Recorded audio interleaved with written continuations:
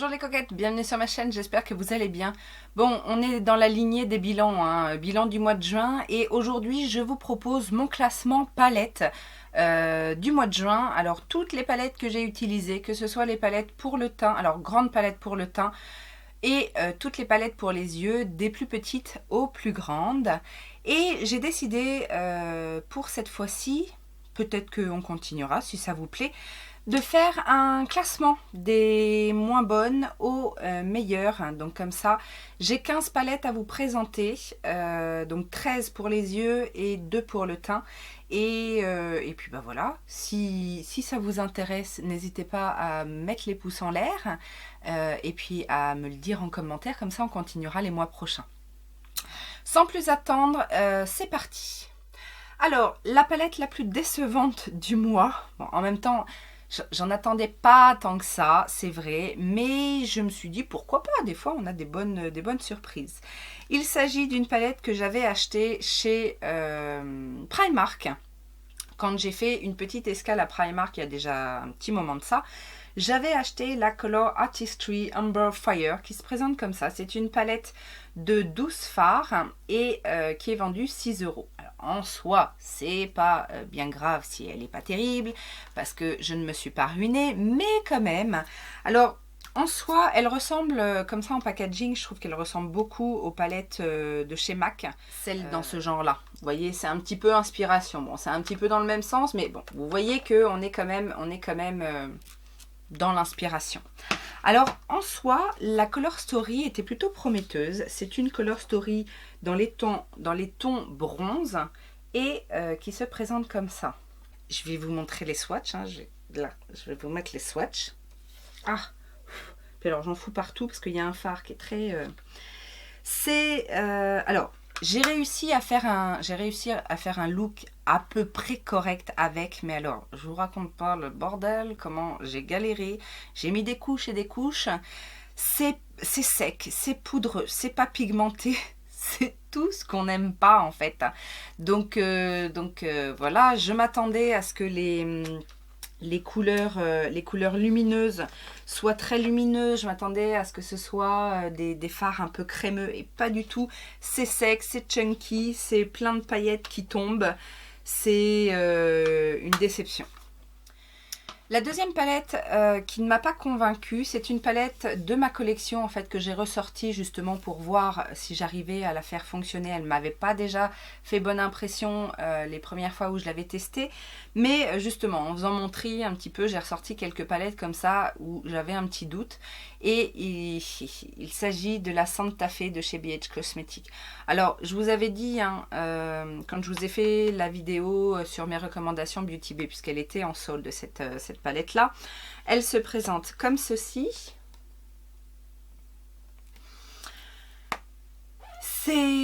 C'est une déception parce que BH Cosmetics en général c'est plutôt bien pigmenté, les textures sont plutôt agréables à utiliser et là ça n'est pas le cas. En fait si on regarde bien, il y a beaucoup de marron, bronze, doré, il y a des rouges et un bleu turquoise qui donnerait envie en fait de travailler des petites choses sympathiques. Mais ça fait pas le job en fait. Alors les fards lumineux sont plutôt bien, mais ces fards mat qui ont qui accrochent l'œil, eh ben ça s'accroche pas du tout à la paupière. donc voilà, c'est décevant. Alors encore une fois, vous savez, je suis assez difficile, assez difficile. Oui, quand même, j'ai certaines exigences. Ça passera pour des gens qui aiment les choses légères et voilà, qui travaillent les fards en subtilité, parce que c'est pas de mauvaise qualité dans le sens où ça s'intensifie quand même un peu. Ça fait pas patchy, c'est des textures plutôt agréables et lumineuses, contrairement à l'autre là de Primark. C'est pas complètement mauvais, mais ça reste en dessous de ce que moi j'attends et je suis encore plus déçue parce que BH Cosmetics en général j'aime beaucoup la qualité des fards. Donc voilà, je suis déçue, donc je ne vais pas la garder.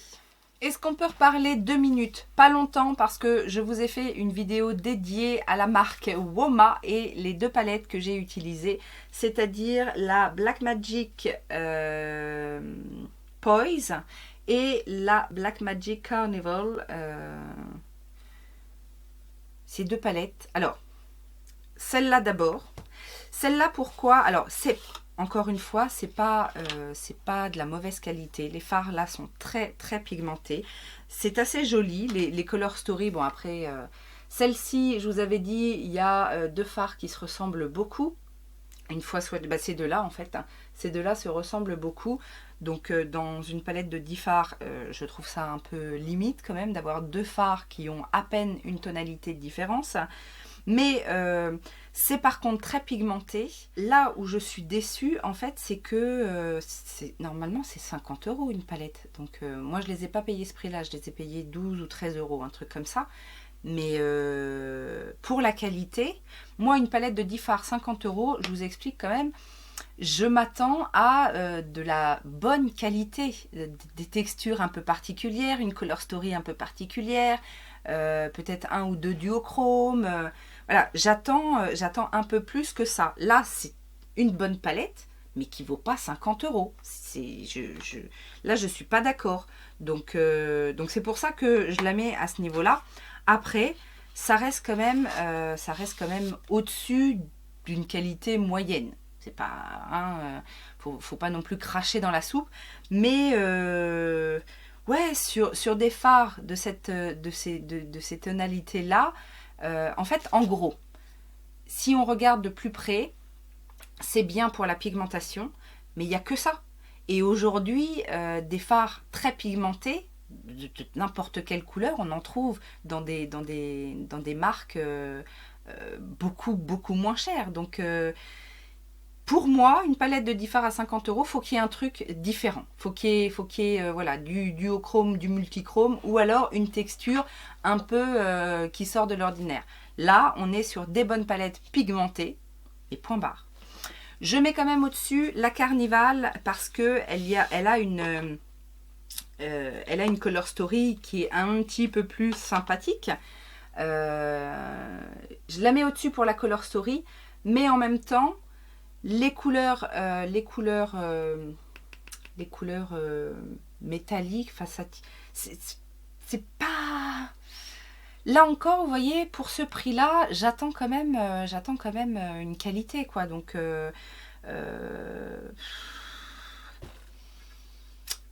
dommage parce que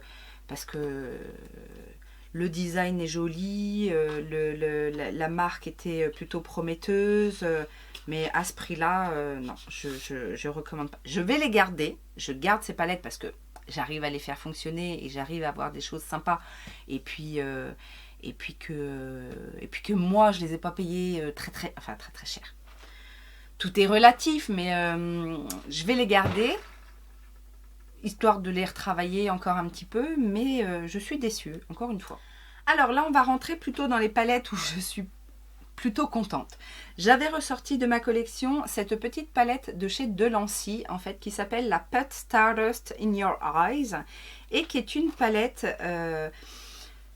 il y a quelques mats très très basiques, des beiges, des marrons, et par contre il y a des couleurs duochrome. Alors, je l'avais ressorti en me disant, c'est pas une color story de malade, les couleurs qui sont duochrome, c'est des couleurs que j'ai peut-être ailleurs, et puis peut-être de meilleure qualité, etc. Et puis, je l'ai reswatché, et là j'ai dit... Ah oui, c'était comme ça. Et puis, j'ai retravaillé avec et je la trouve en fait très bien. Je la trouve très bien. Il y a notamment ici un duochrome bleu, violet, enfin très beau. Et puis, les autres fonctionnent très bien aussi. Alors, certes, les mats sont neutres, mais j'ai envie de dire, quand on veut une petite palette justement où on veut faire un fond, une toile de fond assez neutre et mettre un petit pop de couleur scintillant, etc. Et ben, elle est très bien cette petite palette. Donc finalement, je la garde. J'ai testé également, on revient chez BH Cosmetics, et j'ai testé la Trendy in Tokyo, cette petite palette très estivale. Parce que regardez les couleurs. Voilà. Donc, c'est en partie avec celle-ci que j'ai fait le look d'aujourd'hui. En partie, parce que vous allez voir après, il y en a une autre qui vient. Alors, un petit peu comme la dernière que j'avais testée. Alors, c'était quoi Happy Grease ou je sais plus quoi. Comme ça donne vraiment envie. Alors, les swatchs sont très bien.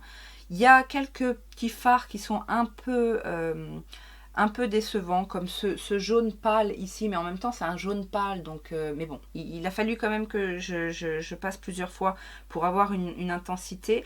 Et ce bleu électrique pailleté ici est un petit peu décevant, un petit peu chunky, on sent un petit peu les paillettes et la texture est pas aussi bonne que celle que j'ai l'habitude chez BH, mais sinon après le reste tout fonctionne bien, il y a une belle intensité. Le jaune ici c'est le jaune que j'ai mis dans mon coin interne et il a marqué tout de suite, ça tient bien, c'est une palette que vous pouvez avoir pour pas très cher, elle est souvent en solde. Si vous commandez sur le site BH Cosmetics, il y a souvent des promos. Donc oui, c'est une petite palette que je pourrais vous recommander. Après, le seul bémol, et c'est pour ça que j'ai utilisé une autre palette avec pour faire mon look du jour, c'est que vous n'avez que des couleurs. Donc il y a effectivement des mats et des satinés, mais vous n'avez pas de couleurs chères, il n'y a pas de beige, il n'y a pas de... c'est qu'une palette de couleurs. Donc après, par contre, vous pouvez faire des looks un peu monochromes. Si vous voulez faire un petit look monochrome rose, un petit look rouge orangé, bleu-vert ou bleu-violet, c'est tout à fait possible. Ça se travaille bien, c'est un petit peu poudreux. BH Cosmetics c'est un petit peu poudreux, mais rien d'affolant. Et puis j'aime bien le format de ces petites palettes là, les petites palettes carrées. Moi j'avais eu un gros coup de cœur sur la toute première que j'avais testée, je crois que c'est la Love in London, qui comme ça à la base ne payait pas de mine sur le site et au final c'était une merveille. Donc voilà, j'aime bien ces petites palettes BH, je vous les recommande. En plus en général elles sont pas trop chères, donc vous pouvez y aller. Une autre palette que j'ai ressortie de ma collection, si vous connaissez la marque Focallure. Focallure c'est une marque chinoise qu'on peut trouver sur Amazon, sur AliExpress, enfin tous ces sites-là. Ils ont un site officiel, mais alors je vous déconseille d'aller sur le site officiel parce qu'ils font comme s'ils étaient un site américain. Donc les prix sont en dollars, mais vous payez 2 fois plus cher que si vous allez sur AliExpress. Donc bon, je dis ça, je dis rien. Bref, j'ai ressorti la Ever Changing Palette, donc qui se présente comme ceci et qui est comme ça au niveau de la Color Story. Alors, vous allez me dire, pourquoi tu voulais t'en débarrasser? Bien évidemment, la Color Story est jolie. Mais je me suis dit, alors il y a beaucoup, encore une fois, c'est un peu le thème, il y a beaucoup de fards neutres, orange, enfin orangé, marron, beige, et quelques couleurs. Alors il y a un bleu ici qui est magnifique, mais sinon ce sont des couleurs lumineuses que voilà, je peux avoir déjà dans d'autres palettes. J'ai ressorti la palette, j'ai retesté la palette, et là j'ai dit c'est pas possible. Je vous mets le look que j'ai fait avec ici. J'ai trouvé ça magnifique et du beurre à travailler. Franchement, j'avais oublié à quel point cette palette était facile à travailler. J'ai travaillé avec le violet et je le dis tout le temps en plus. Le violet, il n'y a pas beaucoup de palettes qui font des beaux violets. Et bien là, c'est un superbe violet. Le doré, comme ça, il peut faire un peu cheap. Enfin, moi, c'est ce que je me suis dit. Je me suis dit, oh, ça fait un peu un or jaune mais cheap un peu, et en fait une fois appliqué sur l'œil ça donne de l'éclat. Je vous dis, en plus la texture elle est super crémeuse, donc non, déjà d'une je garde cette palette et je vous la recommande. L'autre palette BH Cosmetics que j'ai utilisée pour faire ce look, c'est bien évidemment la palette en collaboration avec La Vie d'un Prince. C'est un Instagrammeur, je crois, La Vie d'un Prince, qui fait des très jolies choses d'ailleurs, et la Color Story m'a tout de suite plu. Quand je l'ai vue débarquer, elle est sortie quand? L'été dernier ou le printemps dernier, enfin bref. Regardez cette Color Story, trop beau. On a une rangée de neutre clair, vous voyez un petit peu le genre, et on a une rangée de couleurs vives. regardez les swatchs. C'est trop beau. Les couleurs vives sont intenses. Alors, il y a juste le vert. Le vert ici qui est un petit peu léger à mon goût. Il faut y revenir, etc. pour avoir une bonne intensité. Mais sinon, les autres fards sont magnifiques.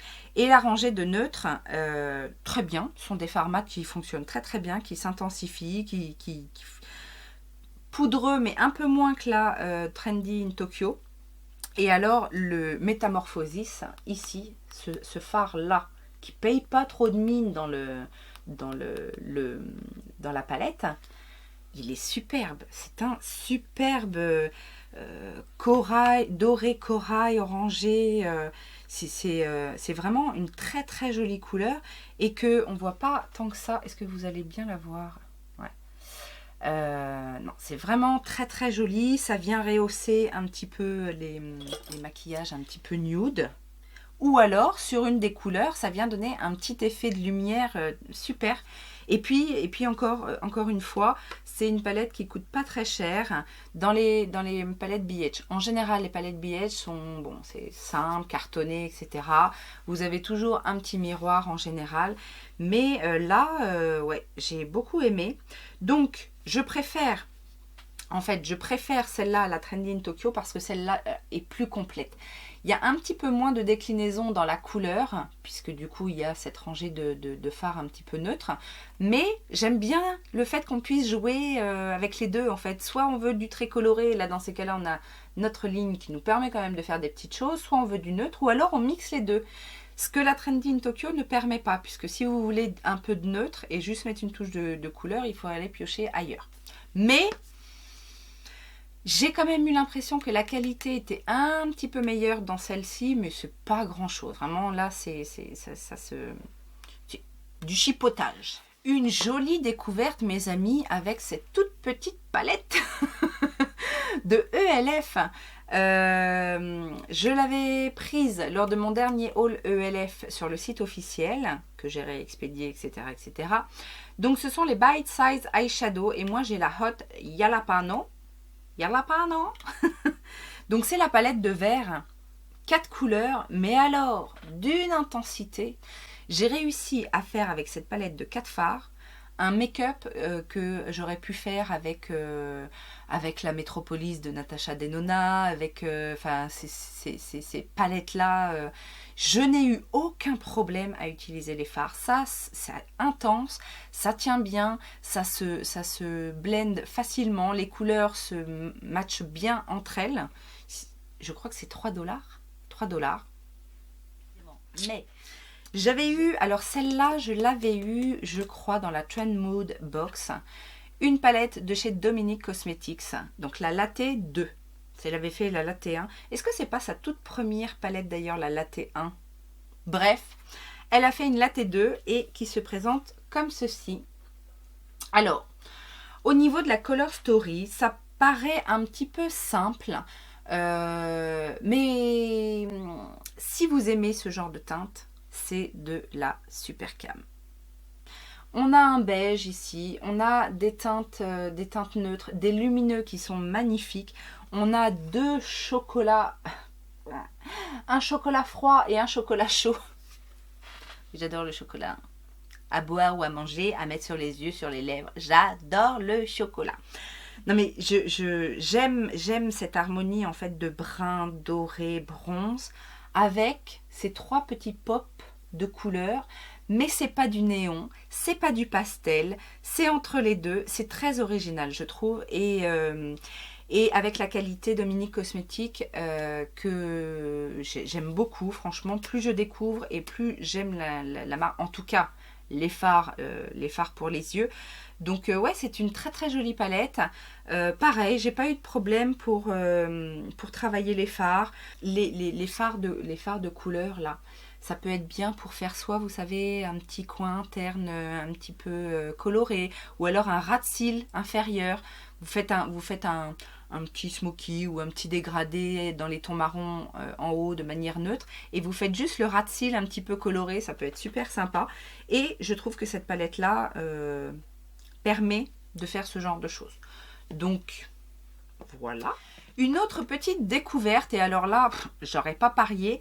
Alors par contre, je ne sais pas du tout où ça se trouve, puisque c'est une palette que j'avais eue en cadeau, rappelez-vous, quand j'ai testé la Tribe Beauty Box. C'est de la marque Ruby May et c'est la Vise palette. Donc c'est une petite palette de 8 fards. Mais quelle jolie color story, quelle jolie color story. Alors ça me fait penser à l'univers un petit peu Barbie, Polly Pocket. Mais j'ai adoré travailler ces fards. Déjà les swatchs sont magnifiques, d'une intensité. C'est que ce soit les fards mat sont crémeux à souhait, super intenses. Je vais vous les swatcher parce que c'est... enfin je vais vous les re-swatcher. C'est un plaisir de mettre les doigts dedans.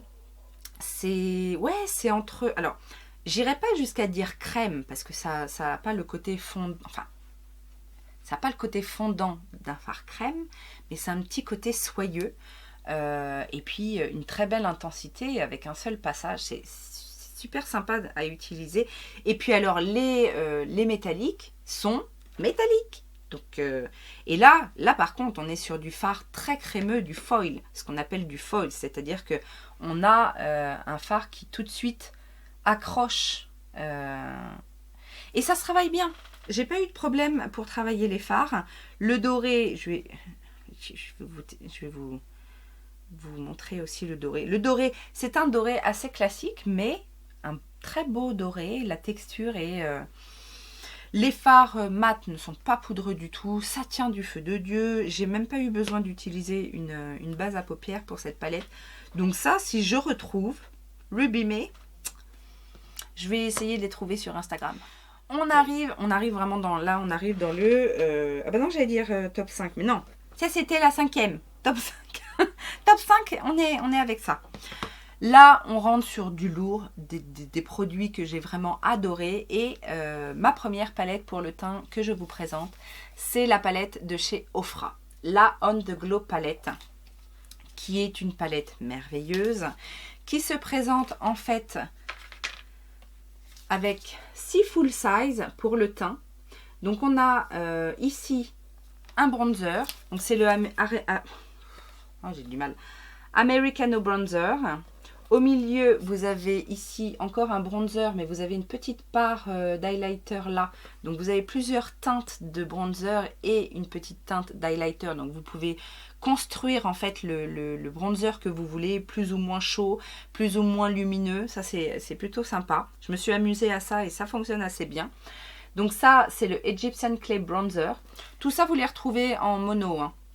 Là, c'est dans une palette que j'ai moi acheté sur Boozy Shop en promotion.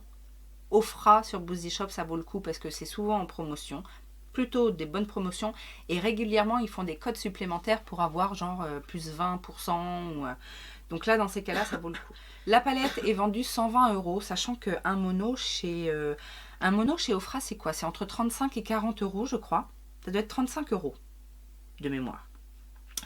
Et là, il y a 6 produits full size. Donc voilà, la palette à la base est à 120 €. Je crois qu'elle était réduite, comme moi je l'ai acheté, elle était réduite à 89 € sur le site Boozy Shop. Et j'ai dû avoir 20% supplémentaire. Et donc du coup, on continue. À côté, vous avez un highlighter donc, qui est assez connu chez Ofra, c'est le Blissful. En dessous, on va avoir le California Dream Triangle. Donc là, vous avez un blush. Ça, c'est blush, bronzer et highlighter ou bronzer lumineux. Ça dépend de votre carnation. Ici, vous avez le Beverly Hills Highlighter. Donc, où on retrouve plusieurs teintes différentes dans un même highlighter. Et ici, vous avez le best-seller de la marque qui est le Rodeo Drive Highlighter. Alors, le Rodeo Drive, je connaissais. Le Blissful, je connaissais puisque Rodeo Drive, je l'avais en grand. Je crois que c'est celui-là que j'avais en grand. Oui, voilà. Je l'avais déjà en grand. D'ailleurs, je pense, parce que je l'ai aussi dans ma mini palette, donc je pense que je vais me séparer de celui-là. Surveillez mes ventes. Je vous rappelle, petit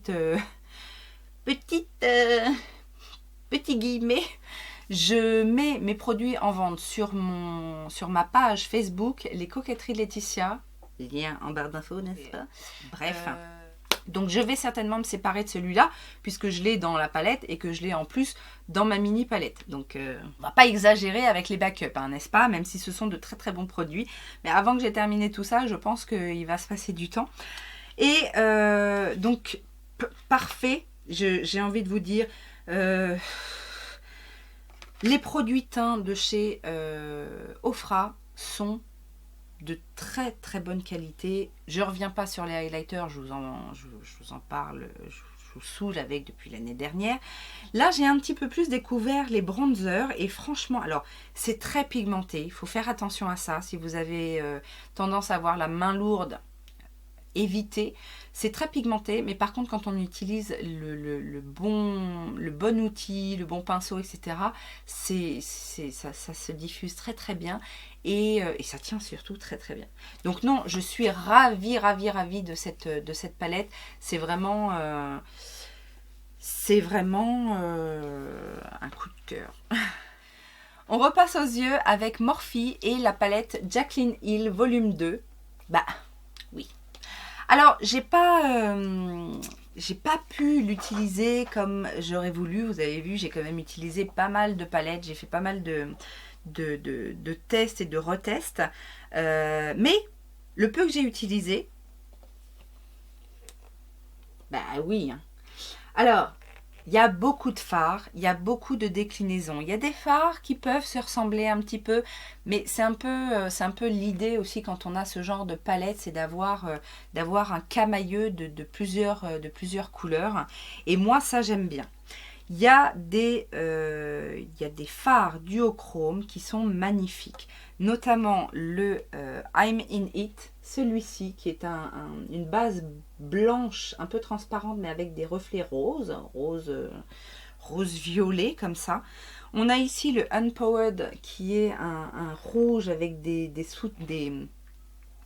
reflets un peu légèrement dorés, c'est très très beau. Les lumineux aussi dans ce coin là sont très très beaux, les mats sont de très très bonne qualité. On peut faire plein de choses, il y a du violet, il y a du rose, il y a du prune, il y a du brun, des orangés, du jaune, du doré. Non, franchement, ça c'est une très très jolie palette.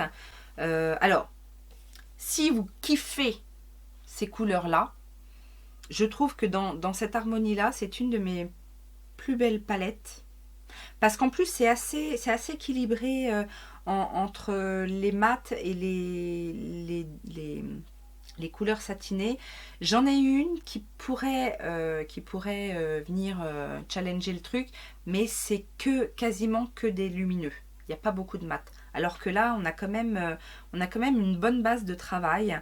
Donc voilà. Alors en plus...